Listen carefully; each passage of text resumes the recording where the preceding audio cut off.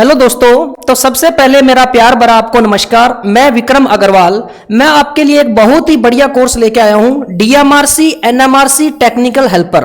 तो काफी दिनों से बच्चों की डिमांड आ रही थी कि सर आईटीआई बेस पर कोई आप कोर्स लेके आइए डीएमआरसी और टेक्निकल हेल्पर। तो आपको इतना पता है कि डीएमआरसी और टेक्निकल हेल्पर का हमारे जीवन के अंदर या आईटीआई वाले बच्चों के अंदर इसका क्या महत्व है। तो मैं आपको आज बहुत ही अच्छी चीजें बताऊंगा इसके बारे में। मैं सिर्फ आपको इस कोर्सेज के बारे में नहीं बताऊंगा, बल्कि आपको मोटिवेशनल भी बताऊंगा कि आपका सिलेक्शन क्यों नहीं हो पा रहा। कि कई बच्चे हैं जो 3-4 साल से तैयारी कर रहे हैं, परंतु आईटीआई थ्योरी करके वहां पर क्वेश्चन जाके नहीं बनते। तो इसका क्या रीजन है वो भी बताऊंगा। और प्लस डीएमआरसी एनएमआरसी और टेक्निकल हेल्पर, इसका सिलेबस क्या रहता है और इसको हमें कैसे प्रिपरेशन करना है, मतलब कैसे तैयार करना है। तो मैं ज्यादा समय ना लेते हुए आपको ले चलता हूं वीडियो पे। तो सबसे पहले अगर मैं बात करूं इलेक्ट्रिशियन थ्योरी, ये बहुत ही इंपॉर्टेंट है आपके लिए, आईटी वालों के लिए। तो इलेक्ट्रिशियन थ्योरी के अंदर आपने देखा होगा कि डीएमआरसी का फॉर्म निकलता है, जो क्या होता है, दिल्ली मेट्रो रेल कॉरपोरेशन। और एक होता है एनएमआरसी, डीएमआरसी की तरह ही होता है, सिर्फ उसके अंदर दिल्ली की जगह क्या आ जाता है, नोएडा मेट्रो रेल कॉरपोरेशन। और एक होता है आपका टेक्निकल हेल्पर। टेक्निकल हेल्पर ये आपके लिए बहुत ही अच्छा पेपर है और राजस्थान वालों के लिए तो बहुत ही ये एक क्रॉस पॉइंट, मैं कह सकता हूं कि आपके लिए ये बोनस पॉइंट है टेक्निकल हेल्पर। और एक आता है DRDO, defence research and development organisation, और ISRO, Indian space research organisation. मतलब मैंने आपको हाईलाइट किया है ये 4-5 जो वैकेंसीज है, बट इसमें से आप डीएमआरसी और टेक्निकल हेल्पर ये तो लगभग बच्चे भरते हैं जिन्होंने आईटीआई की हुई है। बट कई बच्चे जो इंटरेस्टेड हैं वो एनएमआरसी भी भरते हैं, डीआरडीओ भी भरते हैं और इसरो भी भरते हैं। तो डीएमआरसी के अंदर कौन सी पोस्ट निकलती है, डीएमआरसी मेंटेनर, इलेक्ट्रिशियन मेंटेनर। तो सबसे पहले मैं अगर बात करूं तो इनका सिलेबस क्या है, ध्यान से सुनिए बच्चों कि पाठ्यक्रम क्या है इलेक्ट्रिशियन थ्योरी का। सबसे पहले आप लोगों की एक ही कमी होती है कि आप सिलेबस को ध्यान से देखते ही नहीं हो कि इसका पाठ्यक्रम क्या है। तो आपको सबसे पहले सिलेबस प्लस जो पिछले साल का पेपर है वहां से आप देखिए कि ज्यादा से ज्यादा क्वेश्चन किस टॉपिक से आ रहे हैं, तो फिर आपके लिए बहुत फायदेमंद होगा। तो मैं एक बार आपको सिलेबस से अवगत करवा देता हूं कि इस सिलेबस में क्या है ऐसा। डीसी परिपथ, तो बच्चों डीसी परिपथ जो होता है इसके अंदर हम क्या क्या स्टडी करते हैं, कुछ हमारे पास बेसिक टर्म्स होती है। बेसिक टर्म्स बोलूं तो मैं क्या क्या, इसके अंदर अगर मैं बात करूं विद्युत धारा की, और विद्युत धारा बनती कैसे है, आवेश के प्रवाह से, तो आवेश आ गया, कोमा वोल्टेज आ गया, कोमा ऊर्जा आ गया, शक्ति, ये सारे जो बेसिक टर्म्स है, इत्यादि। इत्यादि क्यों लिखा है मैंने, क्योंकि स्टार डेल्टा वगैरह जो है, स्टार को डेल्टा में बदलना, वो सारा इसी के अंदर आएगा, बेसिक टर्म्स के अंदर। और इसके बाद अगर मैं बात करूं तो सबसे बड़ा जो इसके अंदर अच्छा टॉपिक है वो प्रतिरोध। अब प्रतिरोध के अंदर क्या क्या निकालना होता है, प्रतिरोध का रंग निर्धारण, प्रतिरोध का श्रेणी क्रम संयोजन, प्रतिरोध का समांतर क्रम संयोजन, प्रतिरोध का मिश्रित संयोजन, फिर उसके क्या करना होता है, उसमें प्रतिरोध निकालना होता है। तो वो सारे क्वेश्चंस हम किस में करेंगे, प्रतिरोध। और वो कौन से सर्किट में आता है, डीसी सर्किट। तो सबसे पहले डीसी सर्किट और एसी सर्किट में फर्क क्या होता है। तो अगर मैं आपको कहूं डीसी सर्किट का मतलब क्या होता है, कांस्टेंट, मतलब नियत रहता है मान। और एसी में क्या होता है, एसी में आपका मान जो है, वोल्टेज या धारा का जो भी है, वो आपका समय के अनुसार परिवर्तित होता रहता है। तो मैं यहां पर कहूं ये सिग्नल मेरा डीसी है, ये मेरा है एसी। तो डीसी परिपथ के अंदर क्या क्या पढ़ेंगे, बेसिक टर्म्स, विद्युत धारा, आवेश, वोल्टेज, ऊर्जा, शक्ति, और वो जो स्टार डेल्टा ट्रांसफॉर्मेशन है वो सारे इसी के अंदर आएंगे, ठीक है। उसके बाद प्रतिरोध आएगा, प्रतिरोध का हम एक एक व्यू पढ़ेंगे। और एक बात और बता दूं बच्चों कि आज से अगर मैं 3-4 साल पहले जाऊं तो क्वेश्चन आता था सीधा कि प्रतिरोध का मात्रक क्या है, विशिष्ट प्रतिरोधकता को किससे दर्शाते हैं। तो अब ये भूल जाइए, पढ़ना तो है, बट अब अच्छे क्वेश्चन आने लग गए हैं कि अगर मैं किसी चालक का प्रतिरोध बढ़ा दूं तो तापमान पर क्या प्रभाव पड़ेगा, या फिर उसकी लंबाई को इतना खींच दिया जाए तो अब प्रतिरोध क्या होगा। बहुत ही अच्छे क्वेश्चन बनते हैं, ठीक है ना। एसी सर्किट, एसी सर्किट क्या होते हैं, प्रत्यावर्ती परिपथ। तो एसी सर्किट के अंदर हम क्या क्या पढ़ते हैं, देखो ये मेरा कौन सा सिग्नल है, ये मेरा एसी सिग्नल है। कौन सा सिग्नल है, ये एसी सिग्नल। अगर ये एसी सिग्नल है तो इसके बारे में हमें क्या क्या पढ़ने होंगे, इसके गुण धर्म पढ़ने होंगे। बच्चों इसको क्या बोलते हो आप, इसका पीक मान। अगर ये वोल्टेज सिग्नल है तो ये क्या होगा, वीएम, मतलब वोल्टेज का पीक मान। तो पीक मान, उसके बाद इसका form factor, peak factor, RMS value, average value, औसत मान। तो ये सारे जो हैं टर्म्स हैं वो आपके एसी सिग्नल के गुणधर्म होते हैं, तो वो हमें स्टडी करने हैं। उसके बाद हमारे पास 3 टर्म इसके अंदर आती है, कौन कौन सी, तो आपको मैं बताऊं, आरसी सर्किट, आरएलसी सर्किट और कौन सा, आरएल सर्किट। बहुत ही इंपॉर्टेंट टॉपिक है ये। आरसी का मतलब register capacitor, register inductor capacitor और रजिस्टर इंडक्टर। तो ये 3 सर्किट होते हैं, इनके बारे में भी आपको पढ़ाया जाएगा, किसके अंदर, एसी के अंदर। तो बच्चों ये जो टॉपिक्स आते हैं वो आपके अनुनाद टॉपिक में आते हैं। अनुनाद, इसको क्या बोलते हैं, रेजोनेंस। तो ये किस में आते हैं, रेजोनेंस के अंदर, ठीक है ना। तो रेजोनेंस के अंदर आरएल, आरसी और आरएल तीनों आ जाएंगे। इसके श्रेणी और समांतर क्रम होते हैं, वो भी बताया जाएगा। तो ये किसके अंदर है, प्रत्यावर्ती परिपथ में।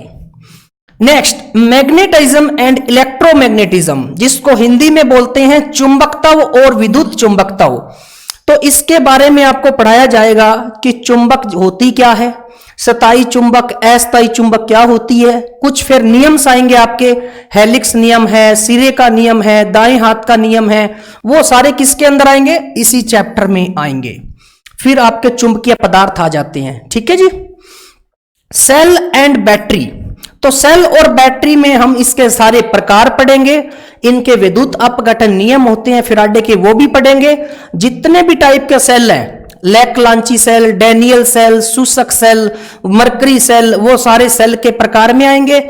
इसी तरीके से बैटरी कैसे बनी, सेल से, तो बैटरी के प्रकार भी सारे आ जाएंगे। लेड एसिड हुई, वो जितनी भी बैटरियां हैं वो सारे इसी के अंदर आएगी। इलेक्ट्रॉनिक मेजरमेंट सिस्टम, वैद्युतिक मापक यंत्र। आधे से ज्यादा बच्चे इस टॉपिक को पढ़ के ही नहीं जाते। बच्चों इसके अंदर आपने देखा होगा PMMC, PMMI, permanent magnet moving iron और परमानेंट मैग्नेट मूविंग कॉइल। तो ये टॉपिक, और उसके बाद में ब्रिज, ब्रिज के बाद वाट मीटर, और वाट मीटर के बाद ऊर्जा मीटर और सीआरओ। ये सारे जो टॉपिक्स हैं वो किस में आते हैं, वैद्युतिक मापक यंत्र में। तो बच्चों वाट मीटर, ऊर्जा मीटर, ब्रिज, जिन बच्चों ने पेपर दिया है उनको तो पता है कि यहां से क्वेश्चन आते हैं 4 से 5 क्वेश्चन। तो अगर आप एक टॉपिक छोड़ते हो तो 4 से 5 क्वेश्चन आपके जाते हैं, और एक क्वेश्चन आपका 2 नंबर का है। तो बच्चों कहां से सिलेक्शन होगा, एक एक छोटी गलती आपको बहुत पीछे कर देगी। उसके बाद इलेक्ट्रिकल मशीन, इलेक्ट्रिकल मशीन के अंदर बच्चों क्या क्या आता है वो भी बता देता हूं आपको। डीसी मशीन, अब देखो मशीन का मतलब क्या होता है, जनरेटर और मोटर दोनों आ गई। तो डीसी मशीन में हम डीसी मोटर पढ़ेंगे और डीसी जनरेटर पढ़ेंगे, जिसको डीसी जनरेटर बोलते हैं। ट्रांसफॉर्मर बहुत ही अच्छा टॉपिक है। ट्रांसफॉर्मर के अंदर मैं सारे टाइप्स पढ़ाऊंगा, कितने टाइप के होते हैं। उसके बाद में ऑटो ट्रांसफॉर्मर भी इसी के अंदर आ जाएगा, ठीक है। इंडक्शन मशीन, इंडक्शन मशीन का मतलब क्या होता है, प्रेरण मोटर जिसको बोलते हैं। तो इसके अंदर जब मशीन लिखा गया है तो इसके अंदर 3 फेज, सिंगल फेज सारी इंडक्शन मशीनें आ जाएगी। और सिंगल फेज के आगे टाइप्स भी आएंगे, जैसे आपने सुना होगा स्प्लिट फेज होती है, capacitor start, capacitor run, shaded pole motor, वो सारी मोटरें इसी के अंदर आएगी। और एक आपका बहुत ही इंपॉर्टेंट टॉपिक है अल्टरनेटर, ठीक है जी। तो ये सारी किस में आएगी, इलेक्ट्रिकल मशीन्स के अंदर। एसी एंड डीसी वाइंडिंग, तो जितनी भी एसी और डीसी वाइंडिंग है वो हम इसके अंदर पढ़ेंगे। मतलब हम एक छोटे से छोटा टॉपिक भी लेके चलेंगे ताकि वहां पर जो क्वेश्चन आएंगे इलेक्ट्रिकल थ्योरी के, कितने क्वेश्चन आएंगे आपके, इसके अंदर 2 नंबर का एक क्वेश्चन होता है, तो 100 दूना 200 नंबर के पेपर में आपकी बात करूं तो 100 क्वेश्चन में अगर 5-5 एक क्वेश्चन टॉपिक से आएंगे तो भी बहुत बड़ी बात है। अब नेक्स्ट टॉपिक यहां पर चलते हैं हम, अर्थिंग। ये कोई टॉपिक बच्चा पढ़ता ही नहीं है। अर्थिंग है, ग्राउंडिंग है बच्चों, यहां पर टाइप्स ऑफ अर्थिंग होती है, तो वो सारे हम इसी के अंदर स्टडी करेंगे। बेसिक इलेक्ट्रॉनिक्स बहुत अच्छा टॉपिक है, इसके अंदर क्या क्या आ जाता है, ट्रांजिस्टर, ट्रांजिस्टर के टाइप आ जाएंगे आगे, बीजेटी, एफईटी, मोसफेट, मैं इसी के अंदर लेके चलता हूं सब कुछ। एससीआर आ गया, ट्राइक आ गया, डाइक आ गया, ये सारी युक्तियां जो है, यूजेटी, ये किसके अंदर आती है, ये बेसिक इलेक्ट्रॉनिक्स के अंदर। डिजिटल इलेक्ट्रॉनिक्स, अब डिजिटल इलेक्ट्रॉनिक्स बहुत ज्यादा इंपॉर्टेंट होता है, इसके अंदर संख्या पद्धति, नंबर सिस्टम। नंबर सिस्टम कौन से होते हैं बच्चों, बाइनरी, ऑक्टल, डेसिमल, हेक्साडेसिमल, सारे इसी के अंदर आएंगे। उसके बाद में लॉजिक गेट्स, लॉजिक गेट्स कौन से होते हैं, एंड गेट, और गेट, नोट, नैंद, वो सारे इसी के अंदर आएंगे। फिर बात करूं तो एडर, सबट्रैक्टर, ठीक है ना, तो सारे ये किसके अंदर आएंगे, डिजिटल इलेक्ट्रॉनिक्स के अंदर। Next power system. Power system के 3 पार्ट होते हैं, जनरेशन, ट्रांसमिशन और डिस्ट्रीब्यूशन, जिसको हिंदी में कहते हैं उत्पादन, पारेषण, वितरण। मतलब पहले इलेक्ट्रिसिटी को जनरेट किया जाता है। जनरेट कैसे करते हैं, जैसे थर्मल पावर प्लांट है, हाइड्रो पावर प्लांट है, तो ये सारे क्या है, न्यूक्लियर पावर प्लांट है, ये उत्पादन है किसका, विद्युत का। तो बच्चों विद्युत का उत्पादन हम कैसे करते हैं, अगर मैं हाइड्रो पावर प्लांट की बात करता हूं तो हाइड्रो पावर प्लांट में क्या होता है, ऊपर एक डैम बना होता है, बांध, तो यहां से पानी गिराया जाता है किसके माध्यम से, पेन स्टॉक के माध्यम से। यहां पर आपकी टरबाइन लगी होती है, क्या लगी होती है, टरबाइन, और टरबाइन के साथ क्या कपल्ड होता है, जनरेटर। तो मेरे को एक बात बताओ कि जब पानी गिराया जाता है, जब पानी खड़ा होता है तो उसके अंदर होती है बच्चों स्थितिज ऊर्जा। कौन सी ऊर्जा, स्थितिज ऊर्जा। और जब वो पानी यहां से बहना स्टार्ट कर देता है तो उसमें कौन सी ऊर्जा होती है, गतिज ऊर्जा। और पानी को फिर वहां से यहां पर किस पर आता है, टरबाइन पर। टरबाइन वहां पर किस में कन्वर्ट कर देती है, यांत्रिक ऊर्जा में। और यांत्रिक ऊर्जा को विद्युत ऊर्जा में कौन कन्वर्ट करेगा, जनरेटर। तो इस तरीके से हमने कौन सी ऊर्जा प्राप्त कर ली, विद्युत ऊर्जा। इसी तरीके से थर्मल होता है, तापीय जो आप कहते हो, तो उसके अंदर क्या होता है, कोयला, कोयला पीस के डाला उसके अंदर, तो वहां से क्या बनी, भाप बनी, स्टीम बनी। उस भाप को कहां पहुंचाया जाता है, टरबाइन पर, और टरबाइन से जनरेटर। बाकी और बहुत इक्विपमेंट होते हैं, सुपर हीटर है, प्री हीटर है, कंडेंसर है, उनके अपने अपने काम है। पारेषण, तो जिसको उत्पादन किया फिर हम उसका क्या करते हैं, पारेषण करते हैं और वितरण करते हैं घरों में, उद्योगों में, वो आगे चलता रहता है। 66 केवी, 33 केवी, 11 केवी, इस तरीके से। इसके अंदर मैं सारा सिस्टम पढ़ाऊंगा, कैसे कि सर्किट ब्रेकर के प्रकार कितने होते हैं, रिले कौन कौन सी होती है, तो पूरा आपका पावर सिस्टम में आ जाता है। इल्यूमिनेशन, ये प्रदीप्ति होती है, बहुत इंपॉर्टेंट टॉपिक है। प्रदीप्ति के अंदर हम सारे प्रकार के बल्ब पढ़ते हैं, सोडियम वेपर लैंप हो गया, कार्बन वाला लैंप हो गया, फ्लोरोसेंट ट्यूब हो गई, जितने भी प्रकार के हैं उसके अंदर प्रदीप्ति के अंदर आते हैं। इलेक्ट्रिकल वायर्स, विद्युतिक वायरिंग, जितनी भी प्रकार की वायरिंग होती है वो सारी इसी के अंदर पढ़ी जाती है कि कौन सी सस्ती वायरिंग है, कौन सी महंगी है, ठीक है ना। डिफरेंट इंस्ट्रूमेंट, जितने भी औजार यूज होते हैं इस इक्विपमेंट में, यंत्रों में, वो सारे औजार हमें पढ़ने हैं, ठीक है जी। तो इस तरीके से ये हमारा था सिलेबस, एक पाठ्यक्रम जिससे हमने अवगत करवाया। अब हमारे सामने है डीएमआरसी और एनएमआरसी, मतलब दिल्ली मेट्रो का जो पेपर होता है वो उसके अंदर क्या होता है। तो बच्चों सबसे पहले मैं बता देता हूं 120 नंबर का पेपर होता है डीएमआरसी और एनएमआरसी का। 120 नंबर जो है डीएमआरसी ये दो भागों में बंटा होता है। एक आपका होता है इलेक्ट्रिशियन थ्योरी।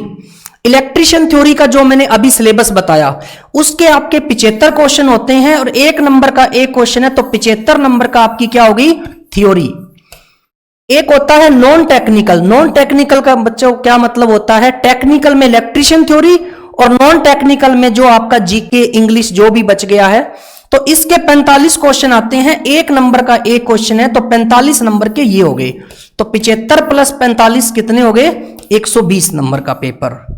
अब ये देखिएगा कि ये 45 क्वेश्चन जो हैं वो कहां कहां से आते हैं। तो बच्चों 12 से 15 क्वेश्चन आपके मैथ के आते हैं और 10 से 12 क्वेश्चन आपके रीजनिंग के आते हैं, 8 से 10 क्वेश्चन आपके जीके के आते हैं और 10 क्वेश्चन आपके इंग्लिश के आते हैं। इस तरीके से ये 45 क्वेश्चन आपके रहते हैं। तो मैं ये अलग अलग वेटेज बताई है इनकी। और ये इंग्लिश वाला पोर्शन जो है ये काफी बच्चे ये समझ के छोड़ देते हैं कि बाकी कर लेंगे, बहुत है। बच्चों एक बात आपको बता देता हूं, अगर आप कंपटीशन की लड़ाई में उतर चुके हो तो आप 1 नंबर को भी मत छोड़िए। वहां पर आपका 1 नंबर, मैं आपको बताता हूं कि मान लो 200 पोस्ट निकली हुई है टोटल और इसकी 88 मान लो कट ऑफ गई है। कट ऑफ कितनी गई है, 88, मतलब 88 नंबर की। और आपके जो नंबर आए हैं 86, तो आप 2 नंबर से पिछड़ गए, मतलब बाहर। जिसके 20 नंबर आए हैं वो भी आपके बराबर ही है। तो बच्चों ये 2 नंबर अगर आप इंग्लिश को देख के भी जाते, कुछ ना कुछ इसके भी टॉपिक होते हैं जहां से क्वेश्चन ज्यादा उठते हैं, 2 से 3 टॉपिक, वॉइस हुआ, नरेशन हुआ, वही पढ़ लो। तो आपका मेरे को कहने का मतलब ये है कि जब अगर आप कंपटीशन दे रहे हो सीरियस होके, तो कोई भी एक टॉपिक को मिस मत करिएगा, ठीक है ना। तो इस तरीके से डीएमआरसी का 120 नंबर का आपका पेपर रहता है। Next technical helper. बच्चों ये बहुत ही आपका एक बड़ा एग्जाम है, ये राजस्थान लेवल पे निकलता है टेक्निकल हेल्पर, और ये मैक्सिमम बच्चे भरते हैं क्योंकि राजस्थान में आईटीआई के लिए सबसे बड़ा पेपर है ये। तो ये कितने नंबर का आता है, 250 मार्क्स, मतलब 250 नंबर का। इसमें इलेक्ट्रिशियन थ्योरी है वो आपकी आती है बच्चों 100 क्वेश्चन और एक क्वेश्चन 2 नंबर का होता है, मतलब 200 नंबर की क्या रहती है, थ्योरी। और नॉन टेक्निकल जो है बचे हुआ part, math, Rajasthan GK, GK, इसके कितने क्वेश्चन आते हैं, 50 क्वेश्चन, 1 नंबर का एक क्वेश्चन होता है। तो इसमें 15 से 20 क्वेश्चन मैथ के रहते हैं। इसमें आपके नंबर सिस्टम, संख्या पद्धति, इसमें संख्या पद्धति अलग होती है, जैसे सिंप्लीफिकेशन करना आ गया, इस तरीके से क्वेश्चन दे दिया कि इसका मान निकालो, ठीक है ना। तो ये बहुत क्वेश्चन पूछे जाते हैं। एचसीएफ एलसीएम मैसे और लैसे से पूछ लेता है, कुछ क्वेश्चन प्रॉफिट लॉस लाभ हानि से। तो इस तरीके से मिला के 15 से 20 क्वेश्चन आते हैं। राजस्थान जीके के भी इसमें 15 से 20 क्वेश्चन रहते हैं, इंपॉर्टेंट पार्ट है। और जो आपकी स्टैटिक जीके है इंडिया, उसमें आपके 10 से 15 क्वेश्चन रहते हैं। तो इस तरीके से हमारा 250 नंबर का पेपर होता है टेक्निकल हेल्पर। अब बच्चों की यहां पर जो तैयारी कर रहे हैं उसकी सोच ये होती है कि इस पर ध्यान दिया जाए। अच्छी सोच है बच्चों की, इस पर ध्यान दिया जाए। 200 नंबर का पेपर है आपका ये थ्योरी का, बट इसके साथ इस पर भी ध्यान दोगे तब आपका सिलेक्शन होगा। क्योंकि 200 नंबर की अगर आप तैयारी करके जाते हो और 50 नंबर की तैयारी आप नहीं करते हो तो आप कहीं ना कहीं बच्चों पिछड़ जाओगे। इसलिए आप दोनों को साथ लेके चलो ताकि आपका सिलेक्शन श्योर हो सके। कोई भी आपको एक पार्ट भी नहीं छोड़ना है, टॉपिक भी नहीं छोड़ना है, ठीक है ना। तो इसको भी करिएगा। टेक्निकल हेल्पर में इंग्लिश नहीं आती है, तो इसके अंदर इंग्लिश आपकी नहीं आएगी। सिर्फ किसके अंदर आती है, डीएमआरसी और एनएमआरसी के अंदर। बाकी मैं इसका पूरा आपका जो है इलेक्ट्रिशियन थ्योरी में क्या क्या पूछा जाता है, किससे ज्यादा क्वेश्चन उठते हैं, तो वो मैं आपको सिलेबस के साथ साथ बताता रहूंगा। आज मैं आपको ओवरव्यू दे रहा हूं कि पेपर का सिलेबस क्या है और पेपर के अंदर आता क्या है, क्वेश्चन की वेटेज क्या है, ठीक है ना। नेक्स्ट, अब मैंने थोड़ा सा मैथ का जो सिलेबस है उसको हाईलाइट किया है। तो बच्चों इसके अंदर समय, कार्य, मजदूरी, पाइप टंकी, समय, दूरी, चाल, ब्याज, औसत, प्रतिशतता, लाभ, हानि, बटा, अनुपात, समानुपात, मिश्रण, संख्या पद्धति, त्रिकोणमिति, क्षेत्रमिति, ज्यामिति, ऊंचाई और दूरी, बीजगणित। तो ये आपके टॉपिक रहते हैं मैथ के जिनसे क्वेश्चन आते हैं। तो इसके अंदर जो आपका क्वेश्चन जो आता है समय, कार्य, मजदूरी इंपॉर्टेंट लगा रहा हूं मैं, जिसके आपसे क्वेश्चन पूछे ही जाते हैं। संख्या पद्धति बहुत इंपॉर्टेंट टॉपिक है आपका। तो ये जो मैंने स्टार लगाए हैं ये तो आपके लिए बहुत ही इंपॉर्टेंट टॉपिक्स हैं जिनसे आपके क्वेश्चन आते ही आते हैं, बाकी आपको करना तो पूरा ही पड़ेगा, ठीक है ना। Next, English syllabus. ये डीएमआरसी वाले बहुत डरते हैं बच्चे कि इंग्लिश तो सर हमें आती नहीं है। बच्चों एक बात बताऊं, कॉमन एरर्स जो हैं जो आपने 6 से लेकर पढ़ा हुआ है, क्या क्या, preposition, tense, noun, pronoun, verb, वही चीज है इसके अंदर। और आपका इतना लेवल नहीं रहता, बेसिक क्वेश्चन पूछता है।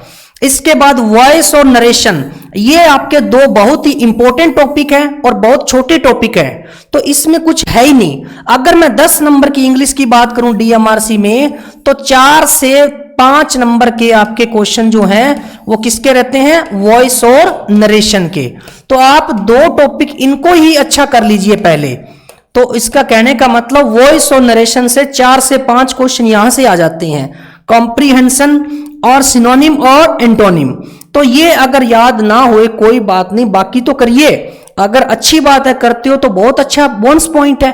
और जो डीएमआरसी के लिए इंग्लिश जो सब्जेक्ट है वो बच्चों बोनस पॉइंट है। आप कहोगे सर बोनस पॉइंट कैसे है? बच्चों एक बात बताता हूं, इलेक्ट्रीशियन थ्योरी, मैथ, बाकी सब पढ़ के जाते हैं। इसके अंदर अगर आपके 10 में से 6 से 7 नंबर भी आते हैं ना, तो ये 6 से 7 नंबर आपको कम से कम 5-6 हजार बच्चों से ऊपर लेके चला जाता है। तो रैंक वहां पर आपके लिए 1 या 2 नंबर कुछ नहीं है, परंतु वहां पर वो बहुत नंबर है। और 6 और 7 तो आपको बहुत पीछे पछाड़ देगा। एक एक नंबर की जो यहां पर वैल्यू है, इसलिए कोई भी टॉपिक मत छोड़िएगा, ठीक है ना। नेक्स्ट, अगर मैं बात करूं जनरल अवेयरनेस, जनरल अवेयरनेस का मतलब क्या होता है बच्चों, इसके अंदर आपका जीएस प्लस जीके दोनों आ जाता है। मतलब कहने का मतलब क्या हुआ, जनरल साइंस और जनरल नॉलेज। तो जनरल साइंस में आपके ये 3 पार्ट हैं, जीव विज्ञान, रसायन विज्ञान और भौतिक विज्ञान।